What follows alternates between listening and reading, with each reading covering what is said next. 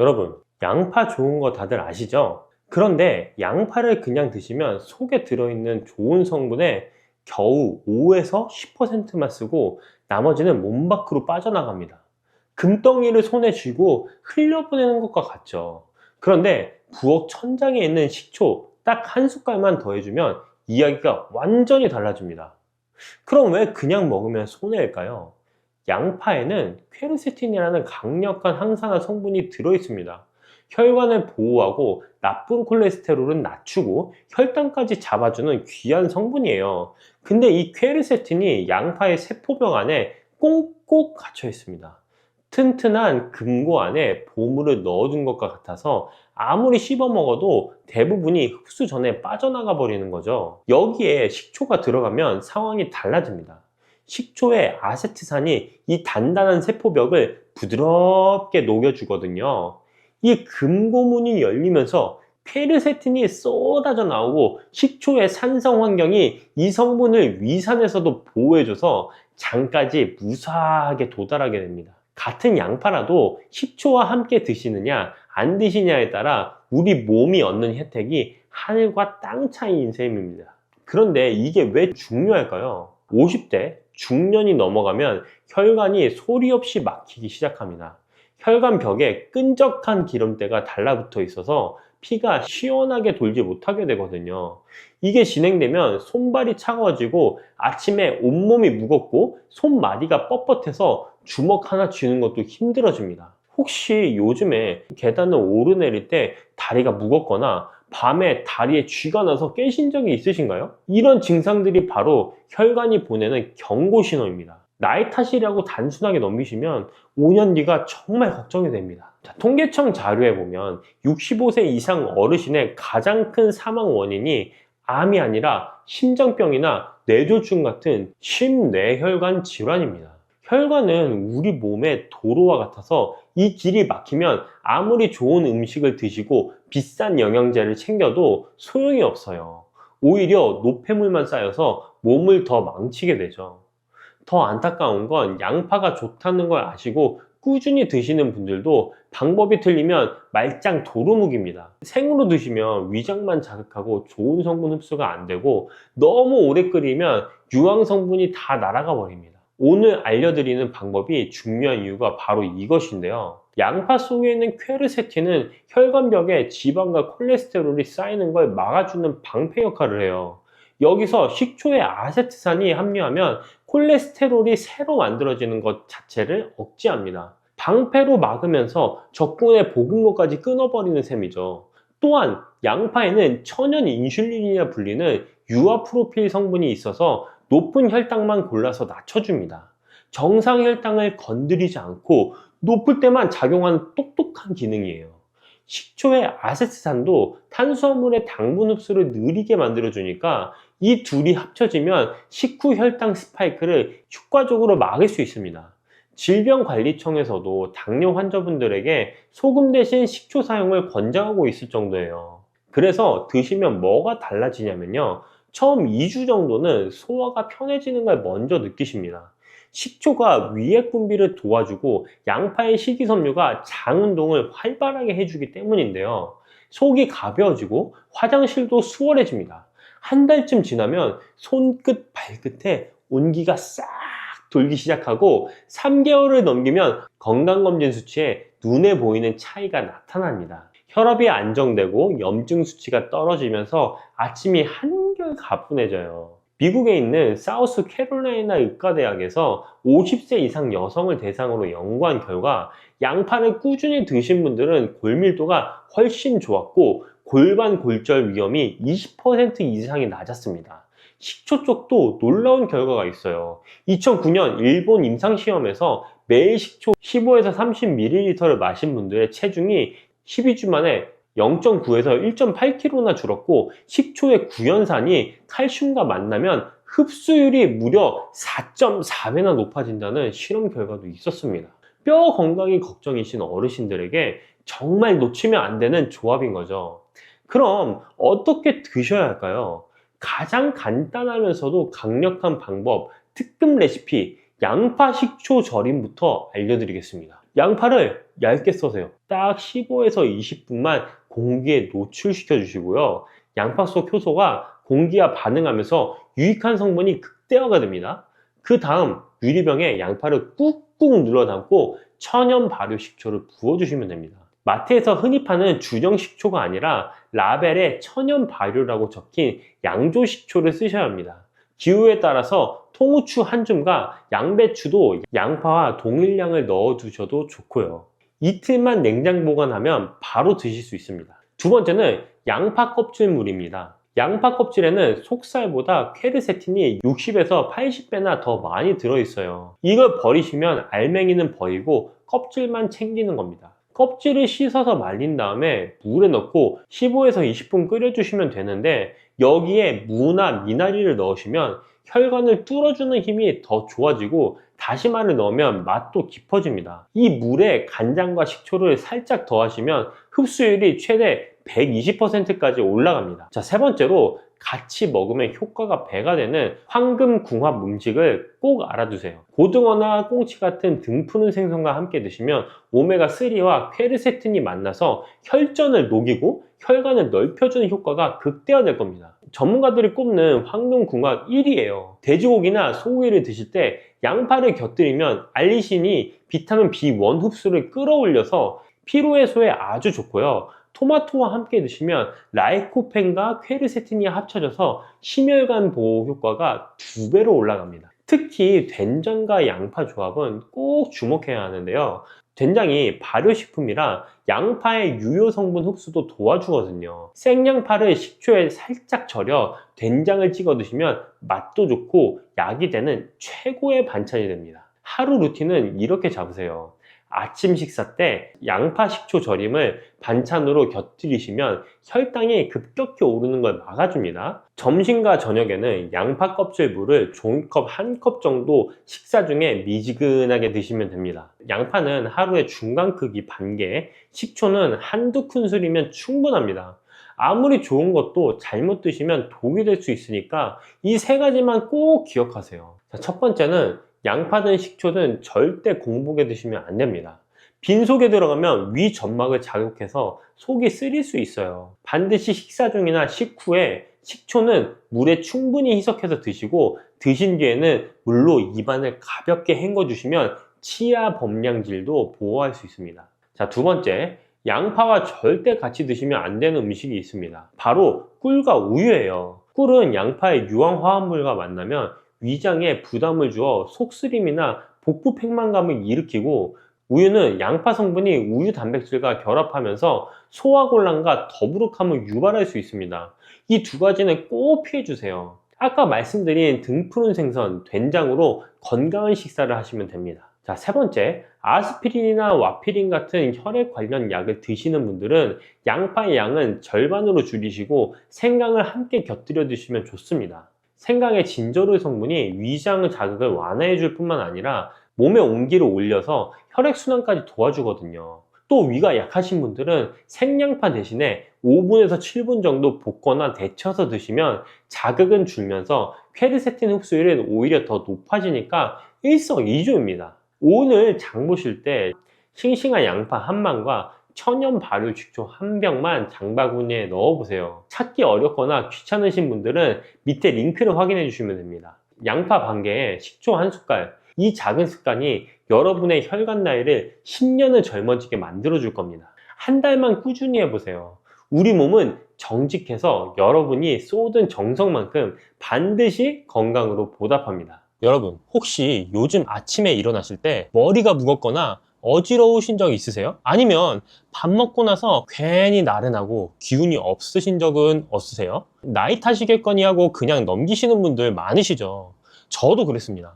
그런데 말이에요, 이런 증상들이 사실은 우리 몸이 보내는 작은 신호일 수 있다는 거 알고 계신가요? 오늘 제가 여러분께 소개해드릴 음식이 있습니다. 시장 가시면 늘 보이고 냉장고에도 한두 개쯤 굴러다니는 그 음식, 빨갛고 동글동글한 게 참 예쁘기도 하죠. 네, 바로 토마토입니다. 에이, 토마토가 뭐 대단하다고 이렇게 생각하실 수도 있어요. 그런데 2023년 스페인 바르셀로나 대학에서 발표한 연구 결과를 보면 깜짝 놀라실 겁니다. 매일 토마토 1개, 그러니까 110g 정도만 드셔도 고혈압 위험이 무려 36%나 줄어든다는 결과가 나왔거든요. 이 연구는 유럽 심장병 예방 학회지에 실린 검증된 연구입니다. 고혈압 위험이 3분의 1 이상 줄어든다니 토마토 1개가 이렇게 대단한 일을 해낼 줄 누가 알았겠어요. 오늘은 이 빨간 보물 토마토에 대해서 제대로 한번 파헤쳐 보려고 합니다. 먼저 혈압 걱정되시는 분들, 혈당 관리하시는 분들께 토마토가 어떻게 도움이 되는지 알려드릴게요. 그리고 토마토와 함께 드시면 효과가 2배, 3배로 좋아지는 음식도 있습니다. 양파랑 같이 드시면 혈압이 평균 8에서 10 정도 더 떨어진다는 연구 결과도 있거든요. 하지만요, 여기서 중요한 게 있습니다. 토마토가 아무리 좋아도 이걸 드시면 안 되는 분들이 계세요. 특히 신장, 그러니까 콩팥이 안 좋으신 분들은 조심하셔야 합니다. 어떻게 하면 안전하게 드실 수 있는지도 오늘 꼭 짚어드릴게요. 좋은 것만 알려드리면 반쪽짜리 정보잖아요. 주의해야 할 것까지 다 알아야 진짜 도움이 되는 거니까요. 그럼 지금부터 차근차근 이야기 나눠보겠습니다. 자, 그럼 먼저 우리 몸 이야기부터 해볼까요? 나이가 되면 가장 먼저 걱정되는 게 뭐예요? 혈압, 혈당, 그리고 혈관 건강이죠. 예전엔 밥 먹고 나서 그렇게 나른하지 않았는데 요즘은 식사 후에 유독 피곤하고 졸리신 분들 계시죠? 아침에 일어날 때 머리가 묵직하고 가끔 어지러우신 분들도 계시고요. 혈압이 높으신 분들은 특히 아침이 힘드시다고 하세요. 밤새 누워 계시다가 일어나시면 갑자기 피가 확 돌면서 머리가 띵하니까요. 그래서 아침에 일어나실 때 천천히 일어나시라고 하는 거예요. 당뇨 있으신 분들은 또 다른 고민이 있으시죠. 뭘 먹어도 혈당이 오를까봐 걱정이시잖아요. 과일도 달다고 못 드시고 밥도 조금만 드시고 먹는 즐거움이 줄어드니까 삶의 질도 떨어지는 것 같고요. 그냥 나이 탓이려니 하고 넘기시는 분들이 참 많으세요. 원래 나이 들면 다 그런 거지 하시면서요. 그런데 이게 쌓이고 쌓이면 어떻게 될까요? 고혈압이 오래되면 혈관이 딱딱해지고 그러다 보면 뇌졸중이나 심근경색 같은 무서운 병으로 이어질 수 있습니다. 왜 이런 문제들이 생기는 걸까요? 우리 몸은 나이가 들면서 여러 가지가 변합니다. 혈관도 예전처럼 탄력이 좋지 않고 인슐린도 예전만큼 잘 분비되지 않죠. 자연스러운 노화 현상이에요. 누구나 겪는 일입니다. 그런데 여기에 생활 습관이 더해지면 문제가 커집니다. 짜게 드시는 습관 있으시죠? 된장찌개, 김치, 젓갈, 우리 밥상에는 짠 음식이 참 많아요. 이 나트륨이 몸에 쌓이면 혈압이 올라갑니다. 혈관에 압력이 가해지는 거예요. 운동이 부족하신 것도 한몫합니다. 젊었을 때야 일하느라 바빠서 자연스럽게 몸을 움직였는데 지금은 그렇지 않으시잖아요. 앉아 계시는 시간이 길어지고 혈액순환이 잘 안 되고 그러다 보면 혈관 건강도 나빠지는 거죠. 당뇨가 있으신 분들은 인슐린 저항성이라는 게 생깁니다. 인슐린이 분비되는데 우리 몸이 이걸 제대로 활용을 못하는 거예요. 그래서 혈당이 잘 안 떨어지는 거고요. 이런 복합적인 원인들이 하나 둘씩 쌓이면서 우리 몸에 부담을 주는 겁니다. 하루 아침에 생긴 문제가 아니라 오랜 시간 조금씩 쌓여온 거예요. 그래서 해결책도 거창할 필요가 없습니다. 매일 조금씩 꾸준히 좋은 걸 드시면 됩니다. 그리고 그 좋은 것 중 하나가 바로 오늘의 주인공 토마토입니다. 자, 이제 본격적으로 토마토가 왜 좋은지 말씀드릴게요. 첫 번째, 혈압 관리에 정말 탁월합니다. 아까 말씀드린 스페인 바르셀로나 대학 연구 기억하시죠? 하루에 토마토 110g, 큰 토마토 1개도 안 되는 양을 드신 분들이 고혈압 위험이 36%나 줄었다고 했잖아요. 이게 어떻게 가능한 걸까요? 토마토에는 칼륨이 풍부합니다. 100g당 약 230mg 정도 들어있어요. 이 칼륨이 우리 몸에서 나트륨을 밖으로 내보내주는 역할을 합니다. 짜게 드신 게 걱정이 되셨던 분들, 토마토가 그 짠 성분을 배출해주는 거예요. 그래서 미국 심장협회에서도 고혈압 예방식품으로 토마토를 권장하고 있습니다. 그리고 토마토 하면 빼놓을 수 없는 게 있죠. 바로 라이코펜이라는 성분입니다. 토마토가 빨간 이유가 바로 이 라이코펜 때문이에요.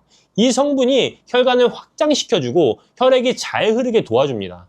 혈관 벽에 찌꺼기가 쌓이는 것도 막아주고요. 핀란드에서 진행된 연구에서는 혈중 라이코펜 수치가 높은 사람들이 뇌졸중 위험이 55%나 낮았다는 결과도 있습니다.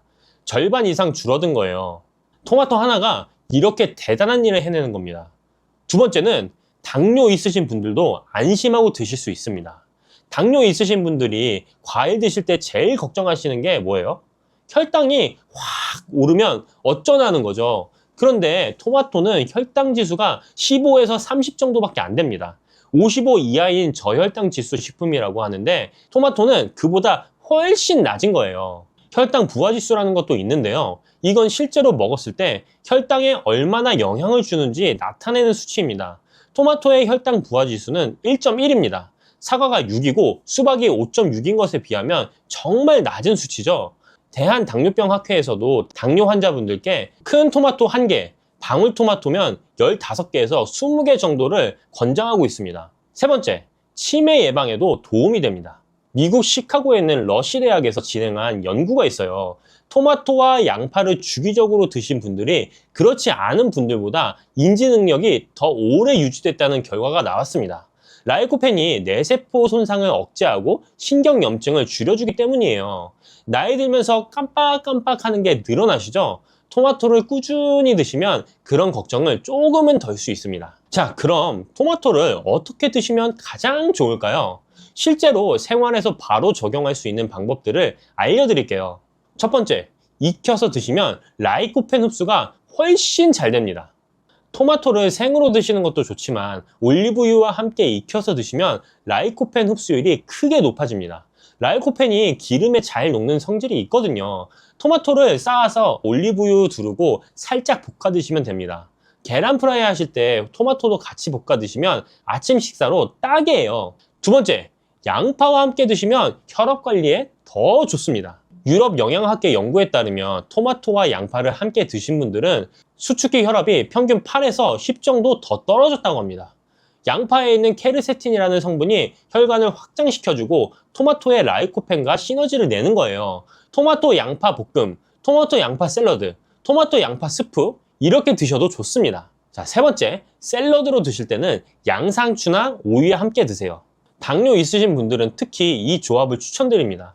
양상추와 오이가 혈당 조절 효과를 높여주거든요. 신선한 채소들과 함께 드시면 포만감도 있고 건강에도 좋습니다. 네 번째, 하루 섭취량을 지켜주세요. 아무리 좋은 것도 지나치면 탈이 납니다. 하루에 큰 토마토 1개에서 2개, 방울토마토면 15개에서 20개 정도가 적당합니다.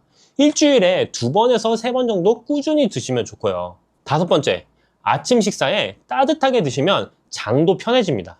차가운 토마토보다는 따뜻하게 조리해서 드시면 속이 편합니다. 토마토 스프, 토마토 달걀볶음 같은 요리로 아침 식사를 시작해보세요.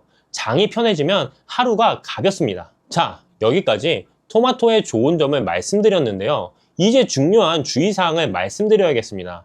이 부분 꼭 기억해 두셔야 돼요. 첫 번째, 신장이 안 좋으신 분들은 조심하셔야 합니다. 토마토에는 칼륨이 많이 들어있다고 했잖아요. 건강한 분들에게는 나트륨을 배출해주는 고마운 성분이지만 신장 기능이 떨어지신 분들에게는 문제가 될 수 있습니다. 왜냐하면 신장이 칼륨을 밖으로 내보내는 역할을 하거든요. 신장이 안 좋으시면 이 기능이 떨어져서 칼륨이 몸에 쌓입니다. 이걸 고칼륨 혈증이라고 하는데 심하면 근육마비나 심장 부정맥까지 올 수 있어요. 만성 신부전이 있으시거나 투석 중이시거나 신장 기능이 많이 떨어지신 분들은 토마토를 드시기 전에 반드시 담당 의사 선생님과 함께 상의를 하셔야 합니다. 혈중 칼륨 수치가 5.5 이상이시면 토마토를 피하시는 게 좋습니다. 자, 꼭 드시고 싶으시다면 방법이 있긴 합니다. 토마토를 물에 2시간 이상 담가 두시면 칼륨이 약 90% 정도 빠져나갑니다. 30분마다 물을 갈아주시고 끓는 물에 살짝 데쳐서 껍질을 벗기시면 됩니다. 그리고 데친 물은 꼭 버리셔야 돼요. 그 물에 칼륨이 녹아 있으니까요. 두 번째, 설탕 뿌려서 드시면 안 됩니다. 예전에 토마토에 설탕 뿌려 드시던 분들 계셨죠? 그렇게 드시면 혈당이 확 올라갑니다. 당뇨 있으신 분들은 특히 조심하셔야 돼요. 시판되는 토마토 주스도 설탕이나 시럽이 들어간 제품이 많으니까 꼭 무가당 제품을 고르셔야 합니다. 세 번째, 말린 토마토, 건 토마토는 주의하세요. 말리면 수분이 빠지면서 당분이 농축됩니다. 그래서 생토마토보다 혈당을 많이 올릴 수 있어요. 당뇨 있으신 분들은 생토마토로 드시는 게 좋습니다. 네 번째, 공복에 드시면 속이 불편하실 수 있습니다. 토마토는 산성이 좀 있는 음식이에요. 빈속에 드시면 속이 쓰리거나 불편하실 수 있습니다. 역류성 식도염이 있으신 분들도 토마토를 피하시는 게 좋고요. 식사 중간이나 식후에 드시면 괜찮습니다. 다섯 번째, 혈압약 드시는 분들은 참고하세요. 토마토가 혈압을 낮춰주는 효과가 있다 보니 혈압약과 함께 드시면 혈압이 너무 떨어질 수도 있습니다. 물론 토마토 한두 개로 그렇게까지 되진 않겠지만 혹시 어지러우시거나 기운이 없으시면 담당 의사 선생님께 말씀하시는 게 좋습니다. 토마토는 혈압 관리에 정말 좋은 음식입니다. 스페인 바르셀로나 대학 연구에서 하루에 110g, 토마토는 한 개만 드셔도 고혈압 위험이 36% 줄어든다는 결과가 나왔고요. 핀란드 연구에서는 뇌졸중 위험이 55%나 낮아진다는 결과도 있었습니다. 당뇨 있으신 분들도 안심하고 드셔도 됩니다. 혈당 지수가 15에서 30으로 매우 낮고 혈당 부하 지수도 1.1밖에 안 되거든요. 대한당뇨병 학회에서도 권장하는 식품입니다. 드실 때는 올리브유와 함께 익혀서 드시면 라이코펜 흡수가 잘 되고 양파와 함께 드시면 혈압 관리에 더 효과적입니다. 다만 신장이 안 좋으신 분들은 주의하셔야 합니다. 칼륨이 많아서 고칼륨 혈증 위험이 높으니까요. 꼭 담당 의사 선생님과 상의하고 드세요. 설탕 뿌리지 마시고 공복에는 피하시고 하루에 한두 개 정도 적당히 드시면 됩니다. 우리 어르신들 건강 챙기시느라 이것저것 신경 쓰실 게 많으시죠? 근데 너무 어렵게 생각하지 마세요. 냉장고에 있는 토마토 하나 오늘 저녁에 볶아서 드셔보세요. 작은 것부터 시작하면 됩니다. 어떤 버터를 고르셔야 할까요? 마트에 가시면 버터처럼 생긴 게 참 많죠. 근데 이름만 버터지 진짜 버터가 아닌 것들이 꽤 있습니다. 원재료를 꼭 확인하셔야 돼요. 진짜 버터는 원재료에 유크림만 적혀 있거나 많아야 소금, 젖산균 정도만 들어갑니다. 근데 원재료에 식물성 유지, 대두유, 경화유, 야자 경화유, 쇼트닝 같은 단어가 보이면요, 그건 버터가 아니라 가짜 버터입니다. 버터는 혈관을 막는 음식, 비만의 주범이라는 누명을 쓰게 됐습니다. 식물성 기름으로 만든 마가린이 건강의 대안으로 떠올랐고요.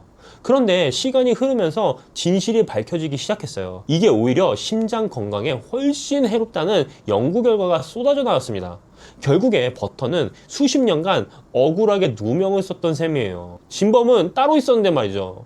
여러분, 혹시 버터 드실 때 찜찜한 적 있으세요?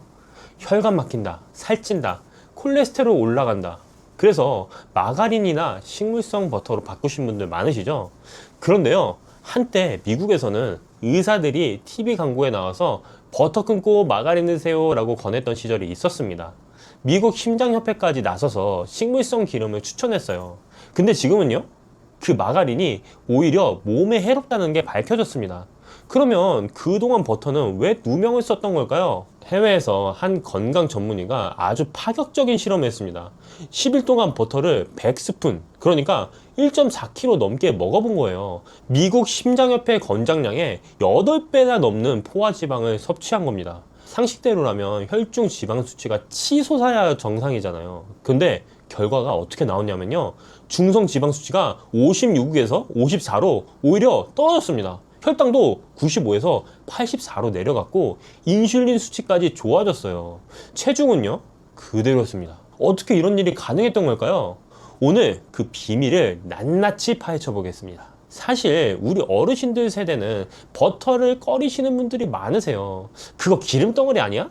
혈관에 안 좋대 하시면서요. 그래서 식용유랑 마가린만 쓰시는 분들도 많고요. 근데요, 한번 생각해 보세요. 버터는 수천 년 전부터 인류가 먹어온 음식이에요. 우유에서 지방만 분리한 거니까 자연식품이죠.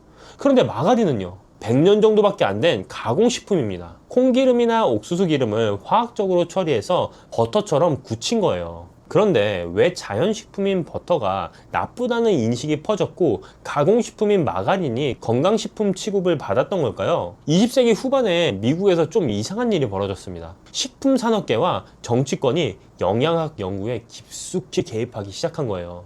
그때 포화지방이랑 콜레스테롤이 집중 공격을 받았습니다. 동물성 지방이 심장병의 원인이다 라는 주장이 과학적 진실처럼 퍼져나갔어요. 그러면서 버터는 혈관을 막는 음식, 비만의 주범이라는 누명을 쓰게 됐습니다. 식물성 기름으로 만든 마가린이 건강의 대안으로 떠올랐고요. 그런데 시간이 흐르면서 진실이 밝혀지기 시작했어요. 문제는 버터가 아니었습니다. 진짜 모든 문제는 마가린을 만들 때 쓰는 경화유, 그러니까 트랜스 지방이었던 거예요. 이게 오히려 심장 건강에 훨씬 해롭다는 연구 결과가 쏟아져 나왔습니다.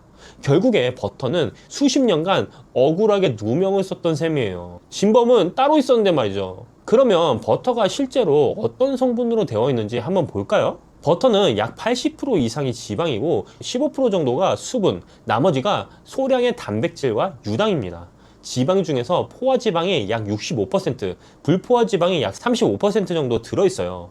여기서 중요한 게 있습니다. 모든 지방식품에는 포화지방과 불포화지방이 섞여 있어요. 올리브유에도 포화지방이 있고 버터에도 불포화지방이 있습니다. 식물성은 좋고 동물성은 나쁘다는 공식 자체가 과학적으로 맞지 않는 거예요. 그리고 버터에는 아주 귀한 성분들이 들어있습니다. 부티르산이라는 단쇄 지방산이 있는데요. 이게 장 건강에 도움을 줍니다. 비타민 A도 풍부하고 비타민 D, E, K2도 소량 들어있어요. 특히 목초를 먹인 소의 우유로 만든 버터는 색깔이 더 노란데 그 이유가 풀에서 온 카로티노이드 성분 때문입니다. 그래서 좋은 버터는 단순한 지방 덩어리가 아니라 지용성 비타민을 공급해주는 기능성 식품이라고 볼 수 있어요. 그래, 성분이 좋다는 건 알겠어. 근데 실제로 먹으면 뭐가 달라지는데? 실제로 버터를 꾸준히 드시는 분들 후기를 보면요, 공통적으로 나온 얘기가 있습니다. 포만감이 확실히 다르다는 거예요. 아침에 달걀 요리에 버터 한 조각 넣어서 드시면 점심때까지 허기가 훨씬 덜하다고 하세요. 그리고 에너지 레벨이 안정된다는 분들도 많습니다. 밥이나 빵처럼 탄수화물 위주로 드시면 식후에 졸리고 오후에 축 처지잖아요. 근데 좋은 지방을 충분히 드시면 그런 기복이 줄어든다고 해요. 특히 여성분들 중에 생리 전에 식욕이 폭발하는 분들, 단 거 찾게 되는 분들 계시죠? 그런 분들이 아침에 버터를 조금씩 드시기 시작하면서 식욕이 훨씬 안정됐다는 후기가 많습니다. 혈당을 급격히 올리지 않으면서 포만감을 주기 때문에 그런 효과가 나타나는 거예요. 아까 말씀드린 해외 건강 전문의 실험 얘기부터 좀 더 자세히 해드릴게요. 이분이 10일 동안 버터 100스푼을 드시면서 다른 음식도 함께 드셨는데요. 총 칼로리의 78%를 지방에서 15%를 단백질에서 탄수화물은 고작 7%만 드셨습니다. 거의 지방 위주 식단이었죠. 결과가 어땠냐면요. 중성 지방이 56에서 54로 떨어졌습니다. 일반적으로 건강한 수치가 100 미만인데 이미 좋은 상태에서 더 좋아진 거예요. 인슐린 저항성 지표도 0.82에서 0.58로 개선됐고요. 몸무게는 85kg 그대로였습니다. 물론 이건 극단적인 실험이고 모든 분께 똑같이 적용되는 건 아닙니다.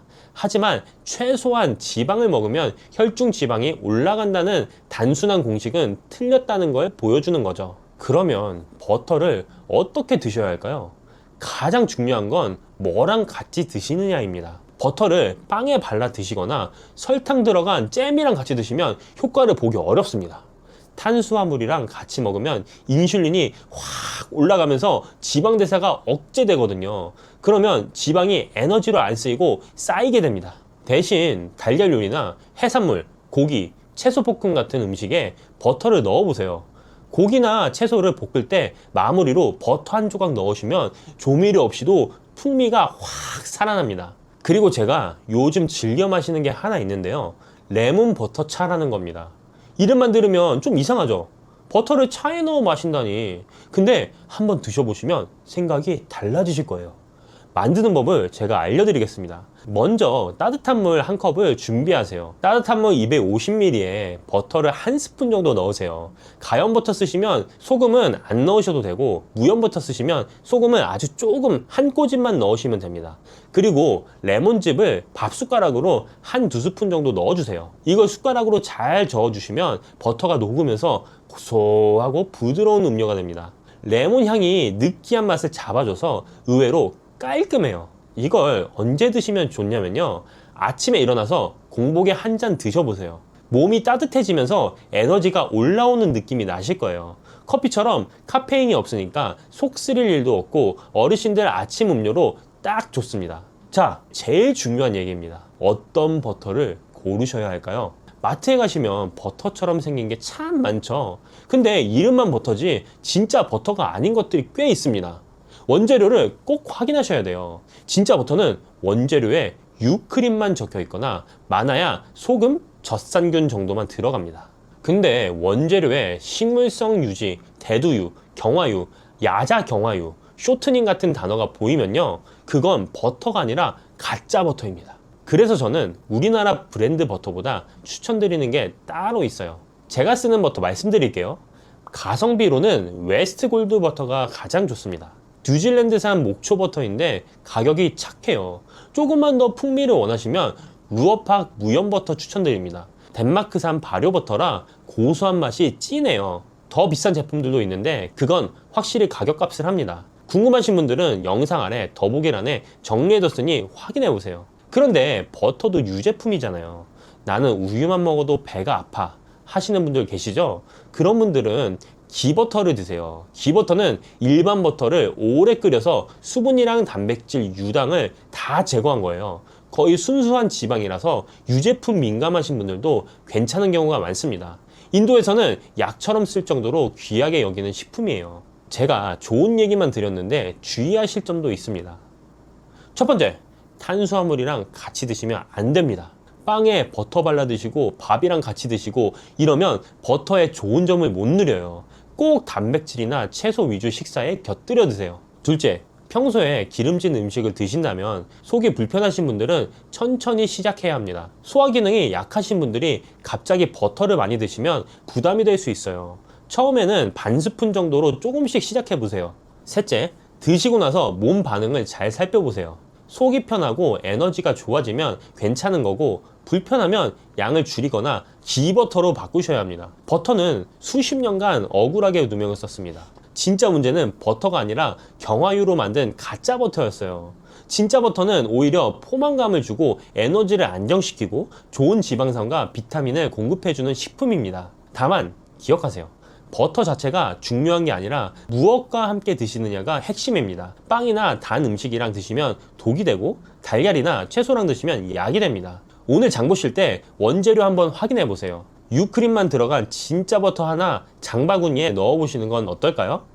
콜라겐이 4분의 1로 줄어듭니다. 4가지만 챙기세요. 몸속 콜라겐 60세가 넘으면 4분의 1로 줄어들죠. 20대 중반에 100%였던 콜라겐 생성 능력이 40대가 되면 절반으로 뚝 떨어지고, 60세가 넘으면 25%밖에 남지 않습니다. 75%가 사라진다는 거예요. 아침에 일어났을 때 무릎이 빡빡하고 거울을 볼 때마다 피부가 조금씩 처지는 느낌, 다들 한 번쯤 느껴보셨을 겁니다. 그게 바로 콜라겐이 빠져나가면서 몸이 보내는 신호예요. 그런데 중요한 건 이게 그냥 넘길 문제가 아니라는 겁니다. 오늘은 이 콜라겐을 다시 끌어올리는데 반드시 필요한 4가지 영양소와 콜라겐을 지키는 4가지 생활 습관을 알려드릴 겁니다. 어렵지 않아요. 지금 당장 식탁에서 시작하실 수 있는 것들입니다.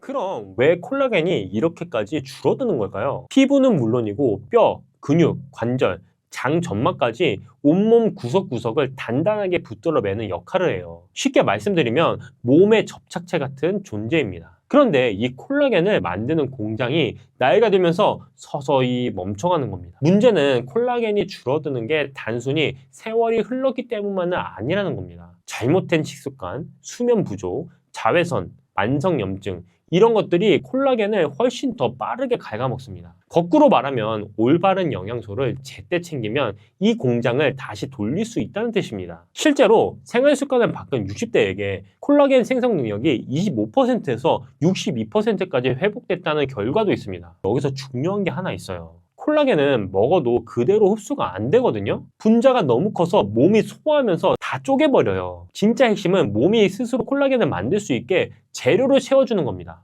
그 재료가 바로 지금부터 알려드릴 4가지입니다. 4위는 단백질, 정확히 아미노산입니다. 콜라겐은 결국 단백질입니다. 그러니까 콜라겐을 만들려면 그 원재료가 되는 아미노산이 충분히 공급돼야 합니다. 그 중에서도 글리신, 프롤린, 이 2가지가 핵심입니다. 글리신은 콜라겐 전체의 약 3분의 1을 차지할 정도로 비중이 큰 아미노산입니다. 이 원재료가 부족하면 아무리 다른 영양소가 갖춰져 있어도 콜라겐 자체가 만들어질 수가 없어요. 자, 그렇다면 어디서 가장 효과적으로 채울 수 있을까요? 바로 오래 끓인 사골 국물, 닭곰탕, 속꼬리찜입니다. 뼈와 연골을 오래 끓이면 안에 있던 글리신과 프롤린이 국물로 천천히 녹아내립니다. 여기서 중요한 게 바로 끓이는 시간이거든요. 최소 3시간에서 4시간은 끓여야 영양소가 충분히 우러나오는데 압력솥을 사용하시면 훨씬 짧은 시간에 훨씬 많은 영양소를 뽑아낼 수가 있어요. 어르신들이 오래전부터 사골국을 고아 드셨던 게 사실 과학적으로 근거가 있는 거였습니다. 국물 요리가 번거로우신 분들은 닭가슴살, 달걀 흰자, 두부로도 충분히 채우실 수 있어요. 단 단백질은 한 번에 많이 드시는 것보다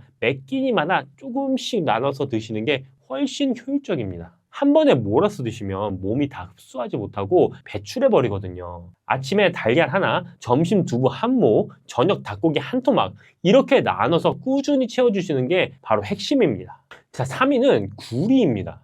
콜라겐 섬유가 만들어지고 나면 끝이 아니에요. 섬유끼리 서로 교차 결합이 되어야 진짜 탄력이 있고 탄탄한 조직이 완성됩니다. 이 마지막 결합을 완성하는 게 바로 구리거든요.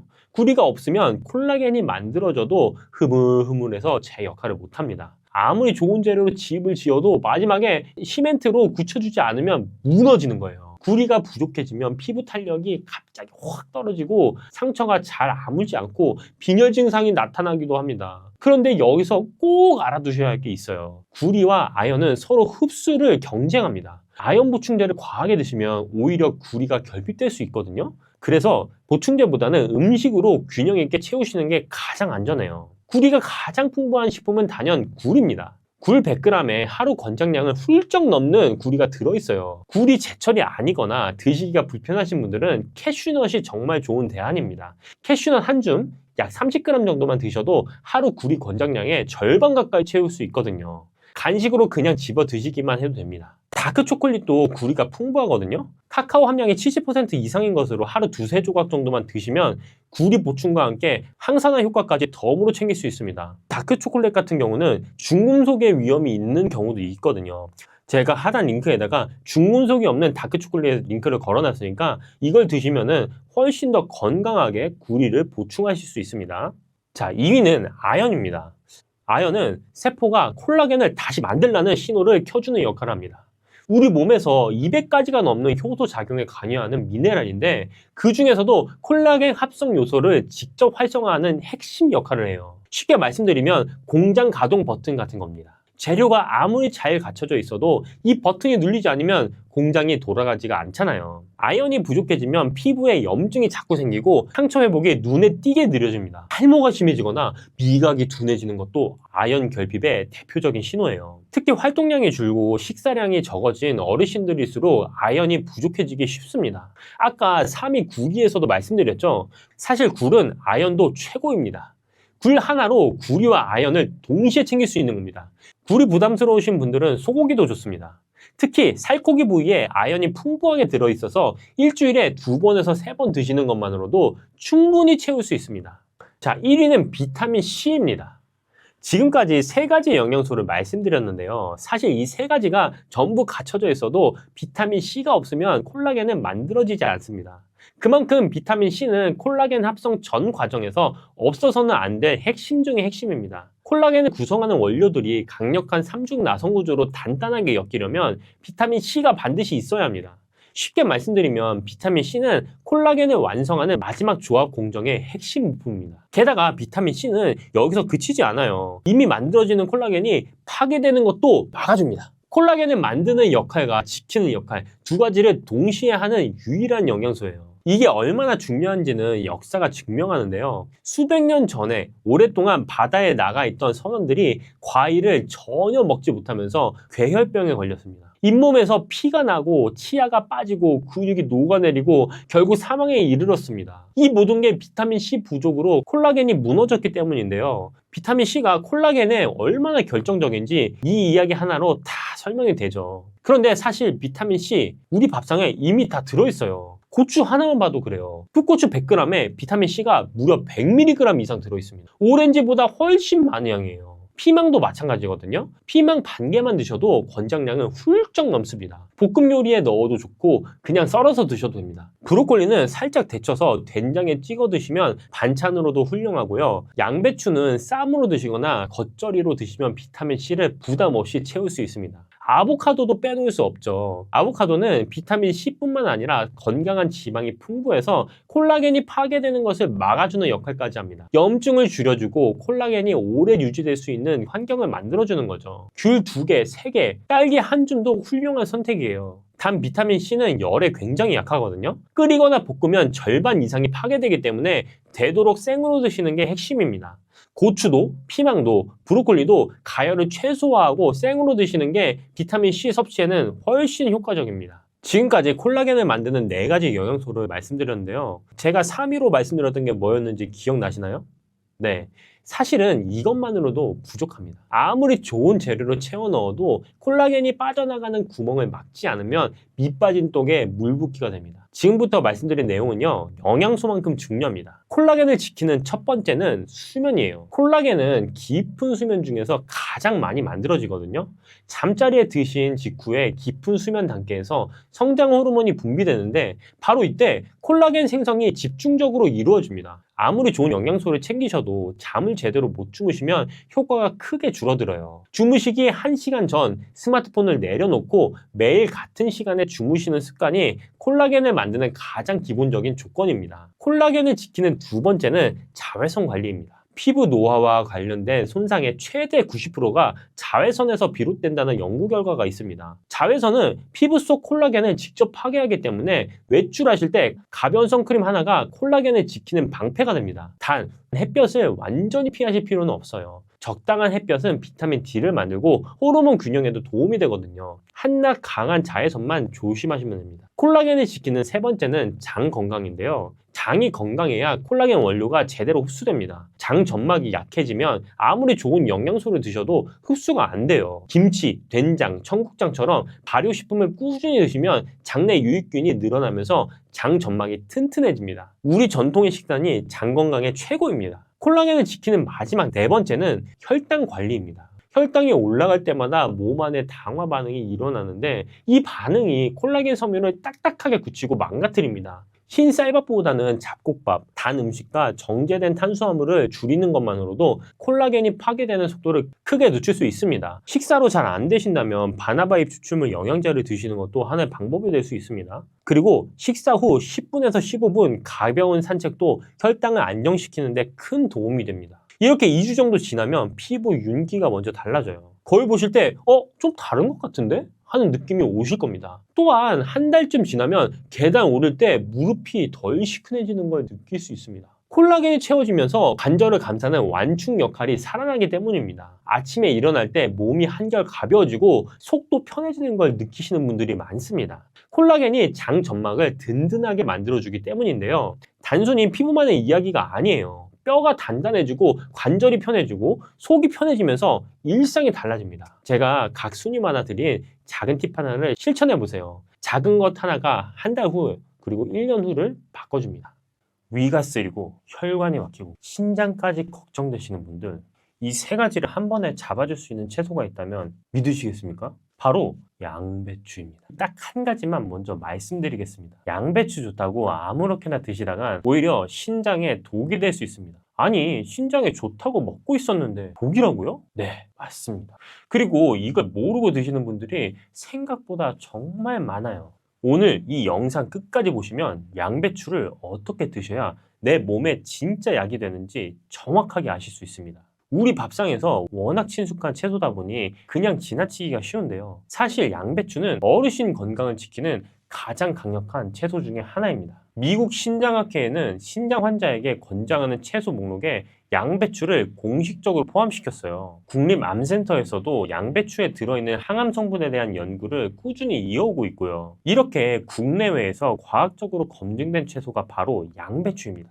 제가 앞서서 양배추 잘못 먹으면 신장에 나쁠 수 있다 그랬죠. 바로 함께 먹는 음식 때문이에요. 아무리 좋은 양배추라고 해도 조합이 잘못되면 오히려 신장을 망칠 수 있는데요. 양배추 드실 때 주의하셔야 될 조합 지금부터 설명드리겠습니다. 지금부터 말씀드리는 거 꼭 기억해 주세요. 양배추랑 함께 드시면 안 되는 음식 첫 번째는 시금치입니다. 시금치 정말 건강한 채소죠. 시금치에는 옥살산이라는 성분이 들어있어요. 이 옥살산이 양배추의 칼슘 성분과 만나면 옥살산 칼슘이라는 물질이 만들어져요. 체내에 조금씩 쌓이다 보면 신장결석으로 이어질 수 있습니다. 신장 건강을 위해 열심히 양배추를 챙겨 드셨는데 시금치와 함께 드시는 것 하나로 오히려 신장에 부담을 주는 상황이 생길 수 있는 거예요. 둘 다 건강에 좋은 채소니까 함께 먹으면 더 좋겠다고 생각하시는 마음 충분히 이해가 됩니다. 두 번째는 포도인데요. 포도는 당분이 굉장히 높은 과일이에요. 한 송이만 먹어도 혈당이 빠르게 치솟을 수 있거든요. 포도는 소화가 굉장히 빠르게 진행되는 과일인 반면에 양배추는 식이섬유가 풍부해서 소화 속도가 느린 편입니다.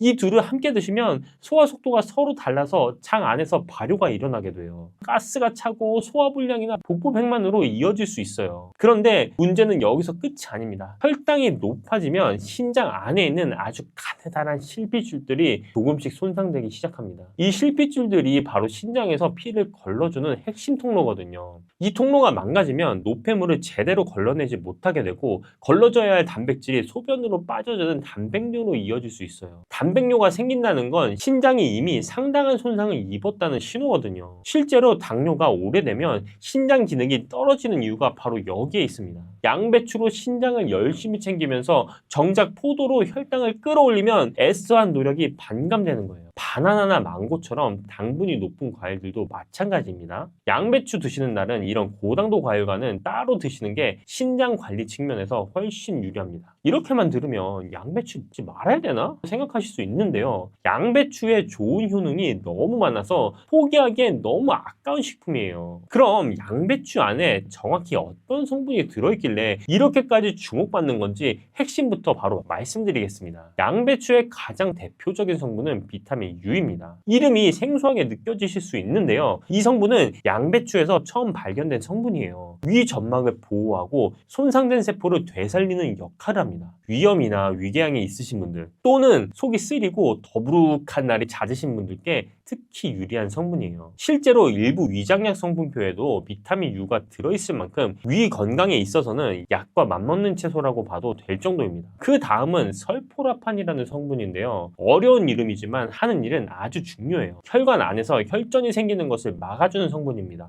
혈전이라는 건 쉽게 말씀드리면 피가 굳어서 덩어리지는 현상인데요. 이게 혈관을 막으면 심장병이나 뇌졸중으로 이어질 수 있습니다. 설포라판이 바로 그 위험을 사전에 줄여주는데 도움이 되는 겁니다. 대장 건강에도 긍정적인 역할을 준다는 연구 결과도 있고요. 비타민 K도 빠질 수 없습니다. 뼈를 튼튼하게 하는데 도움을 주고 뇌의 신경 손상을 늦춰주는 역할도 합니다. 알츠하이머, 즉 치매 예방과 관련된 연구에서도 비타민 K가 꾸준히 주목받고 있는 이유가 여기에 있습니다. 그런데 이 모든 성분보다 어르신들에게 더 중요한 특성이 양배추에는 하나 더 있습니다. 바로 양배추의 낮은 칼륨 수치입니다. 신장이 약해지면 가장 먼저 조절해야 되는 것이 바로 칼륨 섭취인데요. 칼륨이 몸 안에 쌓이면 심장박동이 불규칙해지고 근육 경련이 생길 수 있거든요. 바나나, 감자, 토마토 같은 채소와 과일에 비해 양배추는 칼륨 함량이 훨씬 낮습니다. 그래서 미국 신장학회가 공식적으로 양배추를 신장 환자에게 권하는 채소 목록에 올린 겁니다. 칼륨이 많은 채소는 신장에 부담을 줄 수 있지만 양배추는 부담 없이 식이섬유와 항산화 성분을 고스란히 드실 수 있는 거예요. 그런데 저한테 이런 질문을 하시는 분들이 꽤 계세요. 방울 양배추는 어떤가요? 일반 양배추랑 다른가요? 사실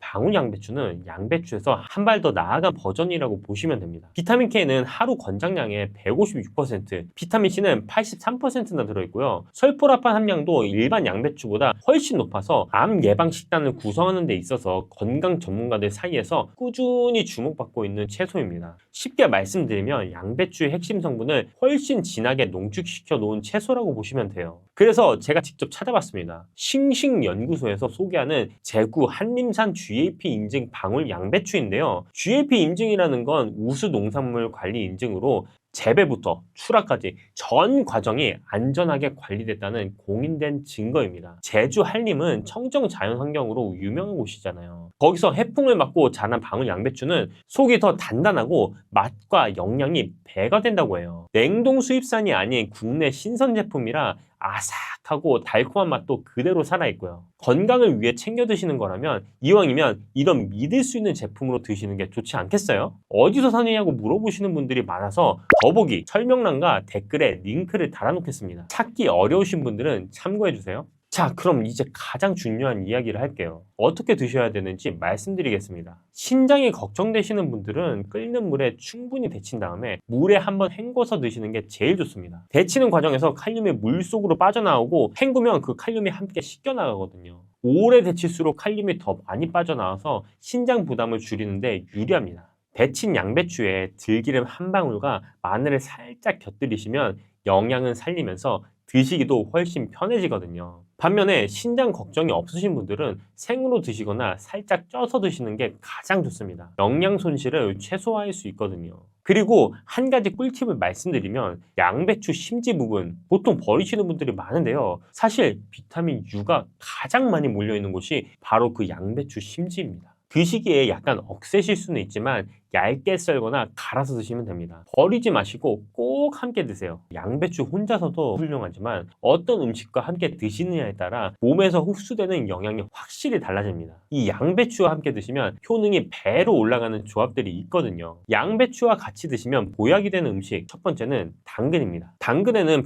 베타카로틴이라는 강력한 항산화 성분이 들어있는데요. 항산화라는 말이 어렵게 느껴지실 수도 있는데 쉽게 말씀드리면 몸속의 세포가 녹슬지 않도록 막아주는 역할을 한다고 보시면 됩니다. 양배추의 항산화 성분과 당근의 베타카로틴이 만나면 서로의 효과를 끌어올려줍니다. 양배추가 혼자 싸우던 염증 전쟁에 당근이 든든한 지원군으로 붙어주는 셈이에요. 베타카로틴은 기름 성분이 있어야 잘 흡수되는 성분인데 함께 볶거나 CCA 주스로 드실 때 들기름 한 방울을 넣어주시면 흡수율이 훨씬 높아집니다. 두 번째는 사과입니다. 이 사과에는 혈관을 확장시켜주는 성분들이 들어있어서 양배추의 혈전 억제 성분인 설포라판과 함께 드시면 혈액순환 개선에 큰 도움이 됩니다. 혈관 청소부 둘이 한 팀이 되어서 일하는 셈이에요. 실제로 사과를 꾸준히 먹은 사람이 그렇지 않은 사람보다 심장 질환 위험이 낮았다는 연구 결과도 있거든요. 거기에 양배추의 설포라판까지 더해지니 혈관 건강 측면에서는 정말 강력한 조합이 됩니다. 자, 세 번째는 달걀입니다. 달걀의 지방이 양배추의 비타민 K 흡수율을 높여줘서 뼈 건강에 훨씬 효과적으로 작용합니다. 비타민 K는 지용성 성분, 즉 기름기가 있어야 잘 흡수되는 영양소거든요. 달걀 없이 양배추만 드시면 비타민 K가 흡수되지 않고 그냥 흘러가 버릴 수 있어요. 달걀이 그 흡수를 잡아주는 역할을 합니다. 양배추 쌈에 달걀 프라이 하나, 이 조합이면 뼈와 혈관을 동시에 챙기는 한 끼가 될 수 있습니다. 그런데 이걸 매번 따로 챙겨 드시는 게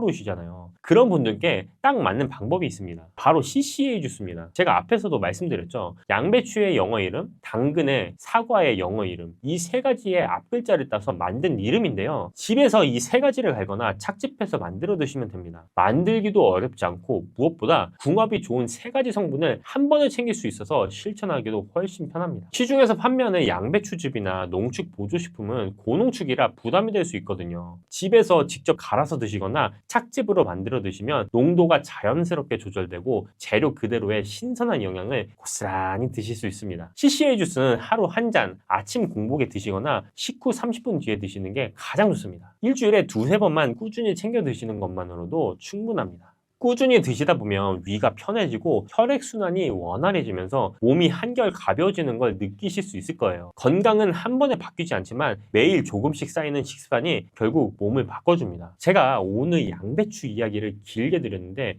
결국 핵심은 하나입니다.